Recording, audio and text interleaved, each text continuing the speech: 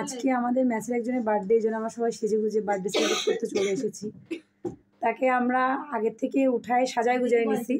হ্যাঁ, এখন তার রুমমেট তাকে রুমে নিয়ে আসবে, এখনো পর্যন্ত দেখায়নি, তার জন্য কি অ্যারেঞ্জমেন্ট করা হয়েছে আপনাদের দেখাই।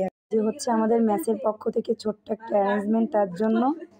এই যে তাকে সুন্দর করে চোখ বন্ধ করে নিয়ে আসা হচ্ছে এবং চোখ ছাড়ো চোখ ছাড়ো চোখ ছাড়ো, হ্যাপি বার্থডে। এইটা হচ্ছে আমাদের ম্যাচের তরফ থেকে তোমার জন্য ছোট্ট একটা গিফট। কেমন লাগছে বলো?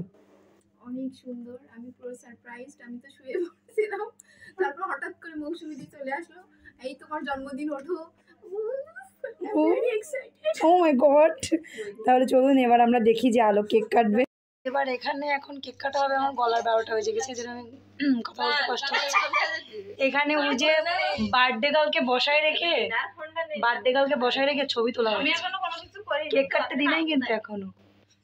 তার জন্য একটা স্পেশাল গিফট টুপি এটা আনা হয়েছে বার্থডে গিফট হিসেবে।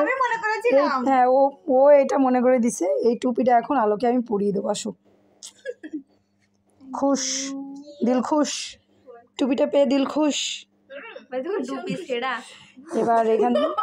এবার তুমি কেকটা কাটো। সবাই মিলে না, ওটা কি বার্থডে গিফট? অ্যালোভেরা শসা। আমার রুমমেট শসার ছাল দিচ্ছে তাকে বার্থডে গিফট। এটা রূপচর্চা করবে, বেডে মুখে লাগাবে, বেশ জেল লাগবে। ও মাই গড। আমাদের আলোর রুমমেট সুন্দর একটা গিফট তার জন্য বানিয়েছে। এই যে দেখাও গিফটটা। ওয়াও, এটা সে তার নিজের হাতে বানিয়েছে তার প্রিয় রুমমেটের জন্য। যাক, ভালো লাগলো দেখে। Happy birthday to you, happy birthday to you. Cake cut. এই আলো কেক কাট, নিজের বার্থডেতে নিজের হাতে দিয়েছে। কি মাই, হ্যাপি বার্থডে, দিল খুশ,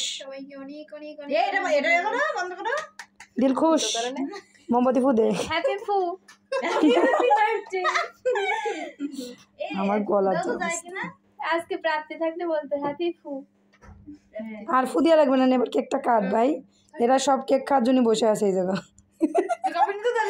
এই যে এরা সব কেক খাওয়ার জন্য বসে আছে, আমি ক্যামেরার পিছনে আছি দাঁড়াই।